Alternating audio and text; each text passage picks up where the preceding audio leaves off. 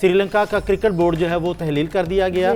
उनके एक मिनिस्टर हैं विमल वेरानिसा, उन्होंने पार्लियामेंट में उठकर ये सवाल उठा दिया, श्रीलंका और भारत के दरमियान जो मैच खेला गया था जो कि 33वां मैच है, वो क्या मैच फिक्स्ड था। ट्रांसमिशन में सुमेरा जी बता रही थी कि जब ये टॉस हुआ था तो उस वक्त हमारे यहाँ जो पैनल बैठा हुआ था उन्होंने पॉइंट आउट किया था कि जैसे रोहित शर्मा और कौशल मेंडिस जो है ना वो आंखों में बात कर रहे हैं और उन्होंने उसे इशारा किया कि आपने बॉलिंग करनी है। पहले अजहरुद्दीन ने एक बुकी का तारफ जो है वो हैंसी क्रोने से करवाया था। पाकिस्तान भारत के मैच में कुलदीप जो है ना उन्होंने गेंद की साउथ शकील को अपील की, लेकिन वो अपील का जवाब अंपायर ने जो है ना वो इशारे से दिया था कि रिव्यू ले लो। मुझे यूं लग रहा है कि जैसे आईसीसी जो है ना वो भारतीय बोर्ड के अंडर काम। शबन गुल ने सोने के बैट से ये रन्स बनाए थे। एक मधुम सा, एक मुद्दम सा, एक डिम सा दिया है जो जल रहा है और हो सकता है वो फड़फड़ा भी जाए और हो सकता है वो बुझ भी जाए। बिस्मिल्लाहिर्रहमानिर्रहीम, अस्सलामुअलैकुम। मैं हूं आपकी होस्ट खदीजा और मेरे साथ इस वक्त मौजूद है अब्दुल सत्तार हाशमी जो एक सीनियर स्पोर्ट्स जर्नलिस्ट हैं। आज मैं आपसे 2-3 बहुत मज़े की स्टोरीज शेयर करेंगे हम लोग, जिस पे सितार साहब ने बहुत मेहनत किया। तहकीकाती स्टोरीज हैं बहुत ज़्यादा। सितार साहब, आज मैं आपसे 2 सवाल पूछूंगी। सबसे पहले तो मुझे ये बताएं, ये जो श्रीलंका है इतने प्रेशर में आया हुआ है, ये कोई इंटरनल प्रेशर है? आप क्या कहते हैं इस बारे में? देखिए सुमेरा, जैसे आपने ये बताया ना कि आज हम कुछ तहकीकाती स्टोरीज़ पे बात करेंगे, तो उसमें जो आपने पहला सवाल किया है ये वाकई एक तहकीकाती स्टोरी है और मेरे ऑडियंस के लिए इसमें बहुत ज़्यादा मालूमात भी हैं और बहुत सारे राज भी खुलेंगे इसमें।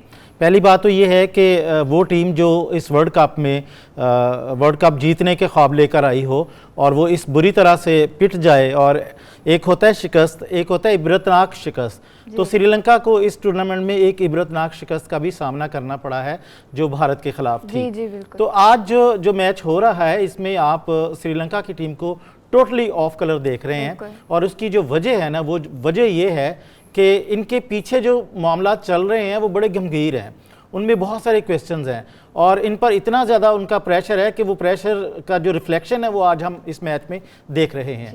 पहला तो ये है कि आपको याद होगा, ऑडियंस आपको पता होगा कि श्रीलंका का क्रिकेट बोर्ड जो है वो तहलील कर दिया गया और उनके जो वज़ीर खेल है ना रोशन सिंघे जो है ना उन्होंने वो बोर्ड तहलील करके राणा टूंगा की क़यादत में एक अबूरी बोर्ड बना दिया और उसमें 2 जज लिए हैं, 2 ब्यूरोक्रेट्स लिए हैं, एक ख़वातीन में से एक मेंबर बनाया। तो इस तरह से एक आर्जी कमेटी बना दी है जो इन मामलात को देखेगी। लेकिन ये बात यहाँ रुकी नहीं है, इसका जो डार्क पहलू है वो वहाँ से शुरू होता है कि अभी कल उनके एक मिनिस्टर हैं और उन मिनिस्टर का नाम है विमल वेरानिसा। उन्होंने एमपीए हैं, उनके पार्लियामेंट के रुकन हैं, उन्होंने पार्लियामेंट में उठकर ये सवाल उठा दिया कि जनाब मुझे बताया जाए कि 2 नवंबर को श्रीलंका और भारत के दरमियान जो मैच खेला गया था जो कि 33वां मैच है, वो क्या मैच फिक्स्ड था। अब एक पार्लियामेंट, एक मुल्क का जो मुकद्दस तरीन इदारा है, उसका रुकन उठकर अपने गवर्नमेंट से ये पूछता है कि भारत के साथ जो मैच था आपका 33वां मुकाबला जो था वो फिक्स था। ये एक बहुत बड़ा सवाल है, ये धमाकेदार सवाल है। तो इसके जवाब में उन्होंने ये कहा कि जनाब महिला जयवर्धना जो कि टीम के साथ बतौर मेंटोर सफ़र कर रहे हैं, उन्होंने कौशल जो आपके मेंडिस हैं उनको कहा भी था कि आपने भारत के साथ टॉस जीत के पहले आपने बैटिंग करनी है।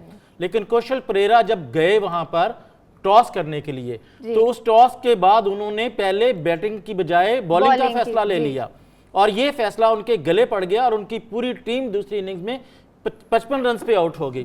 तो वो जो उनके मिनिस्टर हैं उन्होंने ये सवाल उठाया कि ऐसा क्यों हुआ कि आपने टीम के जो सीनियर ओहदेदार हैं उनकी बात को निगलेक्ट करके आपने ये फैसला क्यों किया। और अभी थोड़ी देर पहले ट्रांसमिशन में सुमेरा जी बता रही थी कि जब ये टॉस हुआ था तो उस वक्त हमारे यहाँ जो पैनल बैठा हुआ था उन्होंने पॉइंट आउट किया था कि जैसे रोहित शर्मा और कौशल मेंडिस जो है ना वो आंखों में बात कर रहे हैं और उन्होंने उसे इशारा किया कि आपने बॉलिंग करनी है। पहले रोहित शर्मा ने इशारा किया था।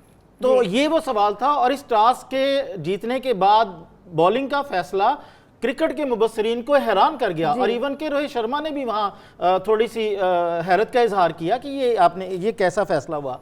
तो अब सवाल यहाँ ये होता है कि ये जो सवाल जो उनके मिनिस्टर ने उठाया है उसके जवाब में क्या कहा जाए। मुझे यहाँ भारत की एक स्टोरी याद आ रही है कि जी, उनके जी। एक प्लेयर थे अजरुद्दीन, बहुत बड़े प्लेयर थे। उन्होंने 3 कंसेक्यूटिव सेंचुरियां बनाई थी अपनी आमद पर। वाह। पहला मैच, दूसरा मैच, तीसरा मैच सेंचुरियां थी। लेकिन उनकी स्टोरी उस वक्त बनी जब साउथ अफ्रीका के क्रोनी हेंसे, जी। उनको जब उन्होंने पकड़ा, उनके बोर्ड ने और उनकी पुलिस ने कि आप मैच फिक्सिंग में मुलव्वस रहे हैं। पहले तो वो इनकार करते रहे, लेकिन बाद में उन्होंने एडमिट किया और उस एडमिशन में उन्होंने बताया कि मुझे पहली दफ़ा हिंदुस्तान में अजरुद्दीन ने एक बुकी के साथ मुलाकात करवाई थी और जिसके नतीजे में मैंने ये मैच फिक्स किया। और उसके बाद उस हंसी क्रोनो जो है एक जहाज़ के हादसे में मर भी गए थे और इस तरह से ये स्टोरी दब गई थी। लेकिन तारीख में ये बात लिखी गई है कि अजरुद्दीन ने एक बुकी का तारफ़ जो है वो हंसी क्रोने से करवाया था। अच्छा, और ये बात यहाँ रुकती नहीं है जी। सवाल ये है कि श्रीलंका को क्या प्रॉब्लम है कि वो इंडिया के इतने डोमिनेंस में है या इंडिया डोमिनेट करता है उन पे। बिल्कुल। तो भैया इसका जवाब ये है कि भारत श्रीलंका क्रिकेट बोर्ड का खर्चा चलाता है, श्रीलंका बोर्ड का जो फॉर्मेशन है वो भारत करता है और श्रीलंका बोर्ड के सारे फैसले भारत में होते हैं। अब इसका और अगला जवाब भी सुन लीजिए जी जी। कि ये मैच एक वाहद मैच नहीं है जिसमें ये 55 में आउट हुए। इससे पिछला मैच जो एशिया कप में हाँ हुआ जी, था, हाँ जी, वहां ये टीम फाइनल। 50 पे आउट हो गई जी। थी। अच्छा, अब इस पूरे नेटवर्क में जो ये साबित करता है और जो श्रीलंका के मिनिस्टर की तशवीश को हकीकत का रंग देता है कि वाकई कोई गड़बड़ जरूर है। जी। तो इस वक्त पूरे हिंदुस्तान में 2500 मेन बुकी लोग काम कर रहे हैं, 2500, और उनके नीचे हजारों लोग हैं, उनके नीचे हजारों लोग हैं। और वहां पर जो जुए का सिलसिला है ना, 80,000 करोड़, 80,000 करोड़ का जुआ। 80,000 करोड़। और अगर 80,000 करोड़ के जुए पर टैक्स लगा दिया जाए तो भारतीय हुकूमत को 20,000 करोड़ का टैक्स मिलता है। और भारत में ये बात हुई भी थी कि चले हम इस जुए को या इस सट्टे को कानूनी शक्ल दे देते हैं, और ये बात उनकी अदालत तक गई और उनकी अदालत में ये पॉइंट रुक गया कि फिर हम इस बेट को अगर आप लीगलाइज करते हैं तो फिर खिलाड़ियों को इससे कैसे दूर रख सकेंगे। लेकिन मेरा यहाँ सवाल ये है कि अगर वर्ल्ड कप में ये सारा कुछ हो रहा है तो आईपीएल तो खैर एक बिल्कुल ही ओपन सा टूर्नामेंट है, वहाँ क्या नहीं होता। क्या नहीं मैं यहाँ एक और छोटी सी मिसाल दूंगा कि ये कैसे हुआ।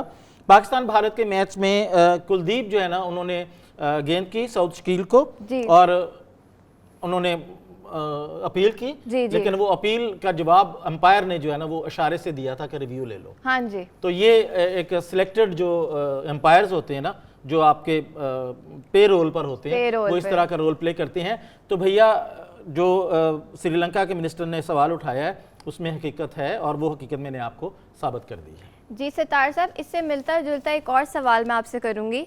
शुभमन गिल को उन्होंने नंबर 1 ओडीआई बैटिंग रैंकिंग में कर दिया है, इसकी क्या वजह है, ये तो बताइए। ये भी एक तहकीकाती स्टोरी है और ये बड़ी मजे की स्टोरी है। और 1000 दिनों के बाद बाबर आजम को इस पोजीशन से हटाकर वो चौथी पोजीशन पे आए हैं और शुभमन गिल जो है ना वो पहली पोजीशन पर आए हैं। मेरा सवाल आईसीसी से है, बल्कि मैं आईसीसी को पहले एक वार्निंग टाइप चीज़ देना चाहता हूँ कि आईसीसी आप एक खुद मुख्तार इदारा हो, आपका हेड ऑफिस दुबई में है, आप अपने फैसले खुद करें। मुझे यूं लग रहा है कि जैसे आईसीसी जो है ना वो भारतीय बोर्ड के अंडर काम कर रहे हैं। अच्छा, अब मुझे ये बताएं कि जो आप रैंकिंग फिक्स करते हैं, जो रैंकिंग निकालते हैं, उसके पॉइंट्स होते हैं। जी जी बिल्कुल ठीक है। मैंने इस स्टोरी पे थोड़ा सा काम किया है।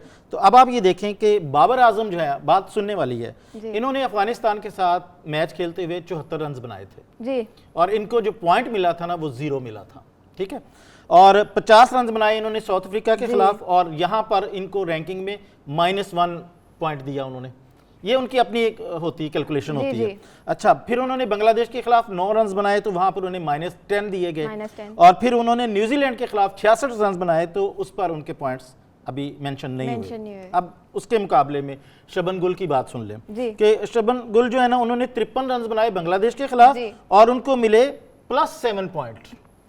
अब मुझे ये बताएं कि साउथ अफ्रीका के खिलाफ बाबर जो है वो 50 रन कर रहे हैं और उनको -1 दे रहे हैं, और जो बांग्लादेश के खिलाफ अगर शुभमन गिल जो है ना उन्होंने 53 किए तो उनको +7 पॉइंट दे रहे हैं। और ये अभी ये अदादुशुमार आपकी स्क्रीन पे भी चल रहे हैं, वो भी आप देख सकते हैं। अच्छा, फिर उन्होंने 26 रन बनाए न्यूजीलैंड के खिलाफ गिल ने, तो उनको -2 दिए गए। फिर उन्होंने 9 रन बनाए इंग्लैंड के खिलाफ, उनको -7 दिए गए। भाई मुझे ही बताया जाए कि बाबर आजम ने 9 रन बनाए बांग्लादेश के खिलाफ, तो उनको आपने दिए -10 पॉइंट, और शबन गुल ने इंग्लैंड के खिलाफ 9 पॉइंट बनाए, तो उनको आपने दिए -7 पॉइंट। ये कौन सा फार्मूला है? बता दे जरा। ये कौन सा फार्मूला है? अच्छा, आखिरी मैच में आप देखें कि उन्होंने 92 रन बनाए श्रीलंका के खिलाफ शबन गुल ने, और उनको दिए गए 23 पॉइंट। अब मैं आपको एक और पहलू इसका बताता हूं, वो ये है कि मैक्सवेल ने अपनी इनिंग्स शानदार, इस वर्ल्ड कप की शानदार इनिंग्स थी, वो खेली उन्होंने, 201 रन बनाए, नॉट आउट रहे, उनको दिए 22 पॉइंट, उनको दिए 22 पॉइंट, 201 रन पर नॉट आउट हैं। शुभन गिल ने 92 बनाए, आउट भी हैं, और उनको दिए 23 पॉइंट। ये कैलकुलेशन कहां जाएगी भैया? हमारे फखर जमान ने जी बिल्कुल 126 बनाए, नॉट आउट, उनको दिए उन्होंने 28 पॉइंट। तो अब एक और फार्मूला भी मैं आपको बता दूं कि जो टॉप रैंकर्स के लोग होते हैं ना, उनके पॉइंट्स कम दिए जाते हैं उन्हें, और जो नीचे वाले रैंकर्स के लोग होते हैं उनको पॉइंट्स ज्यादा दिए जाते हैं। तो मेरे ख्याल में यहां पर मैक्सवेल को ज्यादा पॉइंट्स बनते थे, क्योंकि वो 38वीं पोजीशन पर थे। जी बिल्कुल। और 38वीं पोजीशन पर उन्होंने डबल सेंचुरी बनाई। और फिर ये पॉइंट्स देते वक्त हम ये भी देखते हैं कि टीम का किस सिनेरियो क्या है, मुश्किल में है, जीत रही है, हार रही है, ये सारी चीज़ें। तो इस तरह से थोड़ी होता है कि आप अपनी मर्जी से पॉइंट्स दें। तो क्या अब मुझे बताया जाए कि शबन गुल ने सोने के बैट से ये रन्स बनाए थे, या उनके रन्स जो हैं वो बच्चे दे रहे थे कि भाई आप इस तरह से कर लें? तो ये जो नवाजियां है ना, भारत नवाजियां, इससे बाहर निकले। ये क्रिकेट है, इंटरनेशनल क्रिकेट है, ये भारत की क्रिकेट नहीं है। मैं भारत के खिलाफ नहीं हूं, ना मैं उसके खिलाफ कोई बात कर रहा हूं। मैंने आपके सामने फैक्ट्स रख दिए हैं, कोई इसको जुटला दे तो मैं ये मान लूंगा इस बात को। लेकिन मेरा ये मानना है कि आईसीसी जो है वो भारत के अंडर काम करती है, और भारत जो उनको कहता है वो वही करते हैं। और यहां भी शुभन गिल का जो उन्होंने कैलकुलेशन की है, टोटली रॉन्ग की है। नंबर्स पता नहीं उन्होंने कहां से दिए हैं, कोई फार्मूला नहीं है, कोई कुछ नहीं है, अपनी मर्जी से उन्होंने नंबर दे के रैंकिंग जो है वो अनाउंस कर दी है, जो कि बेइंसाफी है। जी देखिए, लोग तो अंधे नहीं है ना, सबको नजर आ रहा है क्या हो रहा है क्या नहीं। सितार साहब हमारे इतनी मेहनत करके आते हैं, उनकी बातों में पूरी पूरी सच्चाई होती है। जैसे उन्होंने कहा, आप सर्च करके देख सकते हैं, आप उनको झुटला सकते हैं तो झुटला दें। एग्जैक्टली जी। इसके साथ साथ जाते जाते सितार साहब एक और बात बता दीजिए, पाकिस्तान का क्या सीन है अब? अच्छा, पाकिस्तान का सीन जुड़ा हुआ था बारिश के साथ, और बारिश तो आई कोई नहीं। और न्यूजीलैंड ने मुखालिफ टीम जो उनकी श्रीलंका है, उनको 150 रन उनके अब तक हो चुके हैं, और 9 उनके आउट हैं, एक आखिरी विकेट है। तो वो कितना कर लेंगे, तो वो आसानी से ये मैच जीत जाएंगे। लेकिन मैं आपको बता दूं कि अगर वो 1 रन से जीतती है न्यूजीलैंड, तो पाकिस्तान को, इंग्लैंड को 131 रन से हराना होगा, या 28 ओवर्स में ये रन पूरे करने होंगे। लेकिन अगर वो 1 से ज़्यादा रन पे यानी होते हैं, 1 से ज़्यादा रन से वो फतह हासिल करते हैं न्यूजीलैंड, तो ये हमारे लिए मार्जिन मुख्तलिफ हो जाएगा। तो मेरे ख्याल में हमें इस खेल की स्पिरिट के साथ जाना चाहिए कि ठीक है, अगर हमारी किस्मत में नहीं है वहाँ जाना, तो हमारा सफ़र यहीं तक था। अगला इंग्लैंड का मैच खेलना है, देखते हैं उसमें क्या होता है क्या नहीं होता। एक मधुम सा, एक मुद्धम सा, एक डिम सा दिया है जो जल रहा है, और हो सकता है वो फड़फड़ा भी जाए, और हो सकता है वो बुझ भी जाए। तो दोस्तों, आपने इस पे गुस्सा नहीं करना, ये खेल है, और खेल में ऐसे ही होता है। जी बहुत शुक्रिया। जी जैसे कि हमने देखा, सितार साहब ने हमें 3 अहम वाक़यात के बारे में बताया और बहुत अच्छे से आगाह किया। इसी के साथ दीजिए हमें इजाज़त। अल्लाह हाफ़िज़।